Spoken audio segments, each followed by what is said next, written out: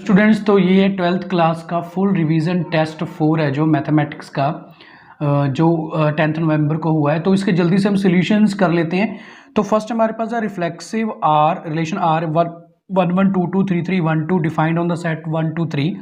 तो हमने बताना है कि ये रिफ्लेक्सिव है या ट्रांसटिव है, सिमेट्रिक है या ट्रांसटिव है, रिफ्लेक्स। अब ध्यान से देखो, इसमें रिफ्लेक्सिव की कंडीशन हमारे पास है 1 1 2 2 और 3 3 है। और जो फंक्शन रिफ्लेक्सिव होता है वो इक्विवेलेंस रिलेशन की कंडीशन को जरूर सेटिस्फाई करता है। तो हमारी डी ऑप्शन इसमें राइट आ जाएगी फर्स्ट क्वेश्चन के लिए, option number D. Now next question है which of the following function f real to real is a bijection. तो बाइजेंक्शन के लिए हमको 1 1 ऑन 2 देखना पड़ता है। तो कांस्टेंट नंबर है जो 1 1 ऑन 2 नहीं प्रूव करेगा। और एक्स स्क्वायर प्लस 4 ये हमारे पास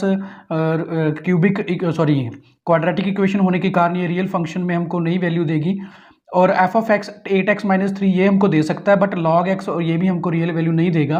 तो इसमें सी ऑप्शन राइट आएगी जो 1 1 ऑन 2 प्रूव हो जाएगा और bijection. Now the third question है हमारे पास, हमने बताना है कि sine inverse x plus sine inverse y का क्या फॉर्मूला होता है। तो डायरेक्टली हमको याद है B option, sine inverse x under root 1 minus y square plus y under root 1 minus x square, इसका आंसर आ जाएगा। नाउ नेक्स्ट हमारे पास, if y is equal to sine inverse x then x belongs to the interval. तो ये x का जो interval है वो कहाँ से बिलोंग करेगा, ये हमारी C option is right answer, -1 to 1 के बिटवीन जो है वो लाई करता है। ना उसके बाद हम देख लेते हैं साइन इनवर्स 1/2 की वैल्यू। तो ये भी हम जानते हैं साइन इनवर्स, तो 1/2 जो वैल्यू होती है वो होती है π/6 में, क्योंकि 30 डिग्री पे होती है। तो साइन इनवर्स से साइन इनवर्स कैंसिल, π/6 हमारा इसमें आंसर आ जाएगा। और ऑप्शन नंबर बी है जो हमारी वो राइट हो जाएगी क्वेश्चन नंबर 5 के लिए। ना तो सिक्स्थ तो बिल्कुल ईजी है, साइन π/3 हमको गिवन है, साइन इनवर्स से साइन हमारा कैंसिल हो जाएगा। तो π/3 जो कि डी ऑप्शन हमारी सिंपल रह जाएगी। उसके बाद सेवंथ क्वेश्चन है, तो सेवंथ क्वेश्चन में बताया गया cos inverse x is equal to y then y belongs to. तो हमने बताना है कि अगर कॉस इनवर्स एक्स है हमारे पास वाई के इक्वल, तो हमने वाई बिलोंग्स टू। तो सेवंथ क्वेश्चन का जो हमारा आंसर हो जाएगा सेवंथ क्वेश्चन के लिए हमारे पास डी ऑप्शन 0 to π है, जो ये वैल्यू आ जाएगी हमारे पास ना। उसके बाद हम बात करेंगे eighth question, sine inverse x plus cos inverse 1/4 is equal to π/2 है। तो ये तो हमारे पास डायरेक्ट फॉर्मूला होता है कि sine inverse x plus cos inverse x is equal to π/2। तो इसमें एक्स की वैल्यू हमारे पास जो 1/4 ही आ जाएगी, क्योंकि कॉस इनवर्स 1/4 है। तो बी ऑप्शन इसमें राइट आ जाएगा। नाउ नाइन्थ क्वेश्चन हमारे पास, if A is equal to 3 first element है, मतलब कि हमारे मैट्रिक्स का, और सेकंड एलिमेंट माइनस, तो ए ट्रांसपोज हमने पता करना। तो ये ट्रांसपोज हमको पता है कि जो इसका जो ऑर्डर है हमारे पास ये 1/2 का है। तो जो ट्रांसपोज होगा उसका ऑर्डर 2/1 का होगा। तो 2/1 का हमारे पास जो बन रहा है वो बन रहा है हमारे पास ये वाला, यानी कि फर्स्ट ये जो एलिमेंट है ये फर्स्ट ही रहेगा, और जो -7 है वो नीचे चला जाएगा। तो हमारे पास डी ऑप्शन इसमें राइट हो जाएगी। नाउ 10th क्वेश्चन की हम बात कर लेते हैं, which of the following is a symmetric as well as a skew symmetric. Symmetric होता है कि जिसका ट्रांसपोज करने के बाद हमारे पास वही मैट्रिक्स आ जाए, और जिसका ट्रांसपोज करने पर नेगेटिव ऑफ अ मैट्रिक्स आ जाए उसको हम स्क्यू सिमेट्रिक बोलते हैं। तो ये कंडीशन सिर्फ और सिर्फ नल मैट्रिक्स यानी कि जीरो मैट्रिक्स ही कर सकता है, जो कि 10th क्वेश्चन का ए option is the right answer. Now इसमें 11th क्वेश्चन भी इसमें बहुत ही ज़्यादा इजी है। 11th में हमने बताना है कि इसका ऑर्डर कौन सा है। तो आप देख सकते हो इसका ऑर्डर इसमें 3 रोज और 1 कॉलम है, तो 3/1 इसका ऑर्डर आ चुका है हमारे पास। क्वेश्चन नंबर 11th का बी ऑप्शन है। If order of a matrix A is m/n, अगर एक मैट्रिक्स ए है जिसका ऑर्डर m/n है, और एक दूसरा मैट्रिक्स है बी जिसका ऑर्डर p/q है, तो इनकी मल्टीप्लिकेशन करने के बाद कौन सी कंडीशन सेटिस्फाई होनी चाहिए। आपको पता है कि फर्स्ट मैट्रिक्स के नंबर ऑफ कॉलम्स जो हैं वो सेकंड मैट्रिक्स के नंबर ऑफ रो से इक्वल होनी चाहिए। तो n is equal to P के इक्वल होना चाहिए, तभी इनकी जो पॉसिबल मल्टीप्लिकेशन है। तो इसका आंसर हमारे पास डी ऑप्शन आ जाएगा, n is equal to P के इक्वल। ना उसके बाद है 13th क्वेश्चन, हमने सिंपली इस मैट्रिक्स का एलिमेंट A 2 3 पोजीशन बताना हमने। तो आपको पता है फर्स्ट रो का फर्स्ट कॉलम का ये पहला एलिमेंट है, और ये हमारे पास ये फर्स्ट रो ही चल रही है। तो हमने सेकंड रो का थर्ड एलिमेंट बताना है। तो ये सेकंड रो है और उसका थर्ड एलिमेंट 2 है हमारे पास, यानी कि ये ए है हमारे पास A21 A22 A23। तो 2 इसका आंसर आएगा, यानी कि C option is the right answer. 14th sum है हमारा, देख लीजिए, हम ध्यान से देखते हैं 14th सम क्या है। 14th सम में हमको x y is equal to 12 given है, x is equal to 4 given है, हमने वाई की वैल्यूज़ को कैलकुलेट करना है।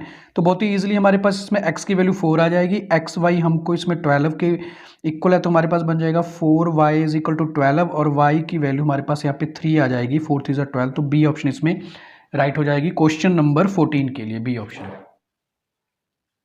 ना उसके बाद हमारे पास 15th question, if a square matrix then A minus A transpose क्या होगा? अगर हम ए माइनस ए ट्रांसपोज का ट्रांसपोज करें तो हमारे पास बचेगा A transpose, transpose of transpose यानी कि A transpose minus A transpose. अगर इसका हम नेगेटिव ले लें तो ए माइनस ए ट्रांसपोज आएगा, जो कि हमारा गिवन मैट्रिक्स ही है। ये तो स्क्यू सिमेट्रिक की कंडीशन है। इसका मतलब ए माइनस ए ट्रांसपोज जो है वो ऑलवेज जो है वो स्क्यू सिमेट्रिक मैट्रिक्स होगा। ए option is the right answer ना। उसके बाद 16th क्वेश्चन है हमारा, वो भी बहुत इजी है। 16th में हमने सिंपली के दोनों फंक्शन कॉन्टिन्यूज है at x is equal to 2 के लिए, तो हम क्या करेंगे, जो हमारे पास x cube minus 8 upon x minus 2 है उसको हम के इक्वल लिख देंगे। दोनों तरफ लिमिट्स ले लेंगे left and right, x approaches to 2 के इक्वल। नाउ इसकी तो आइडेंटिटी लग सकती है हमारे पास x cube minus 2 cube upon x minus 2 is equal to k. तो इसमें आइडेंटिटी क्या है हमारे पास, जब अगर देखें तो यह है ए, हमारे पास फॉर्मूला होता है ए क्यूब माइनस बी क्यूब का ए माइनस बी, ए स्क्वेयर प्लस बी स्क्वेयर यानी कि 4 आ जाएगा, एंड प्लस ए बी यानी कि 2 इंटू एक्स। तो डिवाइडेड बाय हमारे पास x माइनस 2 है, ये कैंसिल हो जाएगा। अब इसमें हमने x की वैल्यू को अगर 2 सब्सिट्यूट कर देंगे तो ये बन जाएगा 4 प्लस 4 एंड प्लस 4 यानी कि 12 हमारे पास इसका आंसर आ जाएगा। और हमारा ऑप्शन नंबर डी है जो इसमें राइट हो जाएगा क्वेश्चन नंबर 16 के लिए ना। उसके बाद हम बात कर लेते हैं हमारे 17th क्वेश्चन की। 17th क्वेश्चन में हमने सिंपली डेरिवेटिव करना है tan inverse e raise to power x का डेरिवेटिव। तो इसका डेरिवेटिव अगर हम करेंगे तो हमारे पास एक तो tan का होता है 1 प्लस एक्स स्क्वायर, तो e raise to power 2x बन जाएगा, और e raise to power x का e raise to power x, तो e raise to power x plus e raise to power 2x, ये हमारे पास आंसर आ जाएगा। और ये हमारा ऑप्शन नंबर जो बी है वो हमारा इसमें ऑप्शन नंबर बी है जो राइट हो जाएगा, e raise to power x upon e raise to power 2x ना। उसके बाद हम बात कर लेते हैं हमारे 18th क्वेश्चन की। 18th क्वेश्चन भी हमारा बहुत ही इजी है। 18th क्वेश्चन में हमने सिंपली करना क्या है, 18th क्वेश्चन में हमने सिर्फ और सिर्फ इसका डबल डेरिवेटिव करके उसमें π/2 की वैल्यू को सब्सिट्यूट करना है। y हमको गिवन है इसमें sin x, इसका फर्स्ट डेरिवेटिव हमारे पास cos x आ जाएगा, और इसका सेकंड डेरिवेटिव हमारे पास माइनस sin x आ जाएगा। और अगर इसमें हम जो है y2 में वैल्यू π/2 फिल कर दें x की जगह पे, तो साइन π/2 हमारे पास जो है 1 के इक्वल होता है, तो -1 इसमें आंसर आ जाएगा और हमारी ऑप्शन नंबर ए इसमें राइट हो जाएगी। अब 19th क्वेश्चन देख लेते हैं हम। 19th क्वेश्चन भी आपको दिख ही रहा है, बहुत ही ईजी क्वेश्चन है 19th, यहाँ पे मैं सॉल्व कर सकता हूँ इसको। हमारे पास dy अपॉन dx हमने कैलकुलेट करना है, तो dx अपॉन dt जब हम करेंगे, ये हमारे पास x इज इक्वल टू 280 है, तो हमारे पास ये 2a आ जाएगा। और dy अपॉन dt करेंगे जब हम, जो कि हमारे पास y80 स्क्वायर, तो ये 280 आ जाएगा। अब हमने dy अपॉन dx कैलकुलेट करना है, तो हम dy अपॉन dt को डिवाइड कर देंगे dx अपॉन dt से, तो 280 डिवाइडेड बाय 2a, क्योंकि हमारे पास ये 280 बनेगा और ये सिंपल 2a बनेगा, तो 280 को अगर हम 2a से डिवाइड करेंगे तो सिंपली हमारे पास t आंसर आ जाएगा और हमारी ऑप्शन नंबर डी इसमें राइट हो जाएगी। अब इसके बाद देख लेते हैं हम हमारा क्वेश्चन नंबर 20th क्या है। 20th क्वेश्चन, 20th क्वेश्चन में भी हमने क्या करना है, सिंपली डेरिवेटिव करना है cos inverse e raise to power x का। तो कर देते हैं हम जानते हैं कि y is equal to cos inverse का जो डेरिवेटिव होता है dy अपॉन dx वो होता है -1 ओवर √1 माइनस एक्स स्क्वायर, तो 1 माइनस हमारे पास बन जाएगा e raise to power 2x, and e raise to power x का e raise to power x, तो हमारे पास फाइनली जो आंसर बन जाएगा e raise to power x minus में √1 minus e raise to power 2x, ये हमारा आंसर आ जाएगा। और हमारी ऑप्शन नंबर जो इसमें है वो हमारी राइट हो जाएगी C option, C option is the right answer ना। उसके बाद if the derivative of function is a continuous at a point, then अगर कोई फंक्शन डेरिवेटिव हो रहा है किसी फंक्शन का किसी कॉन्टिन्यूस पॉइंट पे, तो इसका मतलब वो डेरिवेबल है, मतलब वो डिफरेंशिएबल है। तो function is a differentiable at that point, B option is the right answer ना। उसके बाद भी इजी हमारा 22 क्वेश्चन भी बहुत ही इजी है। 22 में y इज इक्वल टू हमको गिवन है इसमें 8 sine theta and x 4 cos, and हमने थीटा π/4 गिवन है, तो इसका हम पहले डेरिवेटिव कर लेते हैं हम। dy अपॉन डी थीटा हमारे पास बनेगा, 22nd क्वेश्चन कर रहे हैं हम, ये 8 कॉस थीटा बन जाएगा। और जब हम करेंगे dx अपॉन डी थीटा तो ये बन जाएगा -4 साइन थीटा। अब दोनों को हम डिवाइड कर देते हैं, तो हमारे पास dy अपॉन dx आ जाएगा, तो ये डिवाइड करने पे बन जाएगा हमारे पास -2 कॉट थीटा, क्योंकि 4 2 ज़ा 8 cos upon sine cot theta बन गया। अब हमको थीटा π/6 पुट करने को कहा था, 2 कॉट π/6। अब कॉट π/6 जो होता है मतलब कि ये हमारे पास बन गया 30 डिग्री। अब कॉट 30 डिग्री की जो वैल्यू होती है वो हमारे पास होती है √3 के इक्वल, तो हमारा जो डी ऑप्शन इसमें राइट आ जाएगा, यानी कि -2 कॉट -2√3 के इक्वल, तो हमारे डी ऑप्शन सही हो जाएगा ना। उसके बाद हमने फाइंड करना है 23rd में भी सिंगल डेरिवेटिव करना है हमने, y1 is equal to 2x आ जाएगा और x की वैल्यू को 5 हमने सब्सिट्यूट कर देना, 2 × 5 अगर हम करें तो ये हमारे पास 10 आ जाएगा, जो कि ऑप्शन नंबर ए हमारी राइट आंसर हो जाएगी ना। उसके बाद हमारे पास नेक्स्ट क्वेश्चन नंबर 24, तो इसमें भी सिंपली हमने डेरिवेटिव करना है, उसके बाद उसमें x की वैल्यू को π/4 पुट करना है। तो y का डेरिवेटिव जब हम करेंगे dy/dx, तो ये बनेगा 1/sin x, जो कि log की प्रॉपर्टी है, डेरिवेटिव है। साइन का हो गया cos x, तो cos ओवर साइन हमारे पास cot x बन गया है और हमने π/4 पुट करना है, तो हम जानते हैं cot π/4 1 के इक्वल होता है, तो हमारी ऑप्शन नंबर सी इसमें राइट हो जाएगी ना। उसके बाद हम कर लेते हैं slope of a normal of the curve. हमने slope of a normal find करनी है, तो पहले हम इसका डेरिवेटिव कर लेते हैं। इसका डेरिवेटिव अगर हम करेंगे तो ये हमारे पास 3x² आ जाएगा, x की वैल्यू को 1 पुट करने पे हमारे पास ये 3 आ जाएगा और स्लोप ऑफ द नॉर्मल बन जाएगी -1/3, क्योंकि जो हमने डेरिवेटिव किया ये स्लोप ऑफ द टेंजेंट बनी है और स्लोप ऑफ द नॉर्मल होती है negative reciprocal of the slope of the tangent, तो हमारे पास ऑप्शन नंबर जो सी है वो राइट हो जाएगी ना। उसके बाद है f is a differentiable at a critical point, then the value of differentiable of f at a critical point ये होती है 0, तो सी ऑप्शन इसका आंसर आ जाएगा। स्लोप ऑफ द नॉर्मल हमको गिवन है 7, then the slope of the tangent क्या होगी, तो इसका नेगेटिव रेसिप्रोकल कर दो। इसका नेगेटिव रेसिप्रोकल करेंगे हम, मतलब ये हमारे पास बन जाएगा -1/7, क्योंकि स्लोप ऑफ द नॉर्मल तो हमको 7 गिवन है, तो उसका नेगेटिव रेसिप्रोकल क्या होगा -1/7, जो कि हमारी डी ऑप्शन राइट आंसर है। नाउ उसके बाद है 28th, equation of the tangent to the curve y is equal to sin x and the maximum at the interval 0 to π। हमने इक्वेशन पता करनी है, इसकी इक्वेशन ऑफ टेंजेंट हमारे पास क्या होती है, y - y1 and slope x - x1। तो हम देखते हैं हमारे पास पॉइंट्स कौन से हैं, y - y1, y तो हमारे पास एज इट इज रहेगा, y1 की वैल्यू को अगर हम इसमें वैल्यू पुट कर दें, इस सम में जो मैक्सिमा इंटरवल दिया गया हमको वैसे 0 to π गया, पर इसकी जो वैल्यू है वो π/2 में मैक्सिमम होगी। इसका मतलब हमने π/2 की जो वैल्यू है वो इसमें सब्स्टिट्यूट करनी है, तब जाके हमारा आंसर आएगा। तो π/2 वैल्यू अगर हम सब्स्टिट्यूट करेंगे इसमें हमारे पास, तो cos π/2 की वैल्यू तो 0 होती है, तो ये वाला फंक्शन सारा 0 ही हो जाएगा, यानी कि 1 नहीं आएगी, स्लोप हमारी 0 आएगी।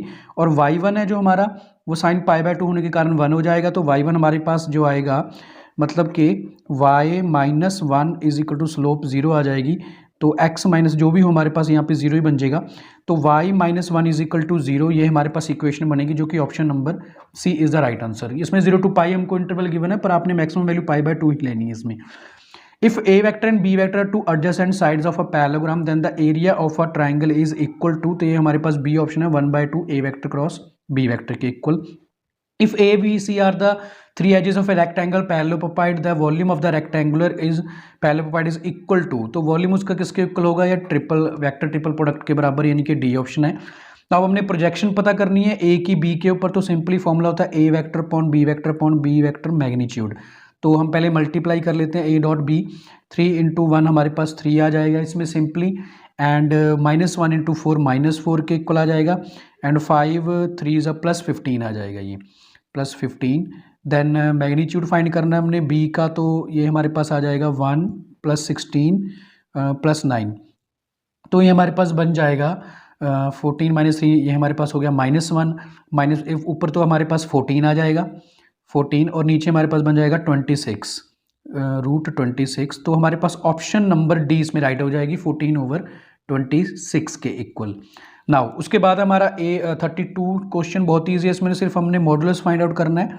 मैग्नीट्यूड तो 7² + -4² + 3², तो ये हमारे पास बन जाएगा 49 16 एंड 6, तो ये हमारे पास ऐड करने के बाद 49 + 16 + 9 को अगर हम ऐड, तो क्वेश्चन नंबर हमारा जो 32 है उसका आंसर आएगा 9 ऐड करके हमारे पास 74 बनेगा, यानी कि √74, तो इसका आंसर हमारा √74, इनकी A option is the right answer, √74। 34th हमारा क्वेश्चन क्या है, 33rd sorry, if vector A vector B vector coplanar vectors, अगर कोप्लेनर वेक्टर्स हो तीनों हो, तो उसके लिए ये कंडीशन सही होगी, यानी कि B option is right answer, vector triple product is equal to 0। Now 34th है, पी एंड पी भी हमको गिवन है और ये दोनों इंडिपेंडेंट इवेंट्स है, तो उनकी इंटरसेक्शन, इंडिपेंडेंट इवेंट्स के लिए इंटरसेक्शन जो होती है वो होती है P A multiply P B, तो दोनों को मल्टीप्लाई कर दो, 3 1 3, ये हमारे पास है 3 1 3 और 6 2 18, 6 टू द 12, तो ये हमारे पास, ये थोड़ा सा मेरे को यहाँ पे क्लियर विजिबल नहीं हो रहा, बट ये मल्टीप्लाई करने के बाद ये आंसर आएगा, जो कि हमारी option number D is the right answer. D इसमें राइट आंसर आ जाएगा। ओके, ना उसके बाद हाँ 8 टू द 16, 3 1 3, तो D option is right answer. Now the probability of getting a even prime number on a both dice on a throw of, अब एक डाई को 2 बार या थ्रो करें हम, या 2 डाइस को एक बार थ्रो करें तो 36 केस बनते हैं, बट उसमें प्राइम नंबर सिर्फ, इवन प्राइम नंबर सिर्फ एक ही होता है, जो कि हमारे पास 2 है, तो हमारे पास 1/36 इसका आंसर आ जाएगा। Option number C is the right answer. Now 36 है हमारे पास। If P and P B given है हमको और यूनियन गिवन है, हमने कंडीशन प्रोबेबिलिटी पता करनी है। पहले हमको इंटरसेक्शन फाइंड करनी पड़ेगी ये वाले फॉर्मूले से, P A union B, P A plus, हम कर लेते हैं P A plus P B and then minus P A intersection B. तो कैलकुलेट करने के लिए यूनियन हमको 4.5 है, पी ए हमको गिवन है 1/2 एंड ये हमको 3/8 गिवन है, तो हमने ये P A intersection B calculate करना है। तो इसको हम सॉल्व कर लेते हैं। 4.5 इज इक्वल टू, यहाँ पे हमारा एलसीएम 80 आएगा, ये 4 बन जाएगा और ये बन जाएगा हमारे पास 3 के इक्वल, तो 7/8 आ गया। तो 4/5 को हम माइनस कर देते हैं 7/8 से, तो 8 5 ज़ा 40, हमारे पास बन जाएगा 32 35, तो ये हमारे पास -3/40 बन जाएगा, जो हमारी intersection minus A intersection B है, जो ये हमारे पास जो है इंटरसेक्शन जो हमारी है वो हमारे पास 3/40 के इक्वल बन जाएगी। तो हमने पी जो कंडीशन प्रोबेबिलिटी फाइंड आउट करनी है, हमने P A condition probability B, तो P A intersection B divided by P B, तो हम वैल्यू सब्स्टिट्यूट कर देते हैं। ये हमारे पास 3/40 है और पी बी कितना है हमारा, पी बी अगर हम देखें तो हमारा पी बी था जो वो 3/8 है, तो इसको सॉल्व कर देंगे। 3/40 8/3 कैंसिल होके 8/40 बन गया हमारे पास, तो 8/40 को ये हमारे पास 8 1 ज़ा 8 8 5 ज़ा, तो 1/5 इसमें हमारा आंसर आ जाएगा और ये हमारी ऑप्शन नंबर ए ही इसमें राइट हो जाएगी 36 क्वेश्चन के आंसर के लिए। Now if E is any event then P E belongs to the interval, तो हमको पता है जो प्रोबेबिलिटी है वो 0 से लेकर, प्रोबेबिलिटी हमारी 0 से लेकर 1 के बीच में लाई करती है, तो ऑप्शन नंबर सी हमारी जो है इसमें राइट आ जाएगी। नाउ द पी ई 5/7 दिया, पी नॉट कैसे पता करेंगे हम, पी नॉट ई के लिए हमको 1 माइनस जो है पी ई करना पड़ता है। 5/7 अगर हम करेंगे तो 2/7 हमारा आंसर आ जाएगा, जो कि हमारी ऑप्शन नंबर डी इसमें राइट होगी। हाँ 2/7, हाँ 5/7 है तो 2/7, हाँ तो हमारा ऑप्शन नंबर डी इसमें राइट हो जाएगा। A coin is a marked with the head on the both side then the on tossing the coin probability of getting a tail, तो 0 होगी, दोनों तरफ उसके हेड है तो 0 प्रोबेबिलिटी होगी। Probability of getting a queen on drawing a card from a well shuffled of deck of 52 cards, तो total queen जो होती हैं 4 होती हैं, तो 4/52 कर देंगे हम, तो ये आ जाएगा 13, 1/13 हमारा आंसर आ जाएगा। ऑप्शन नंबर ए इसमें हमारी जो है राइट हो जाएगी। तो स्टूडेंट्स ये था आपका 12th क्लास का फुल रिवीजन का टेस्ट। आई होप इससे आपको हेल्प हो रही होगी बहुत ज़्यादा। तो okay students, keep studying, take care and bye.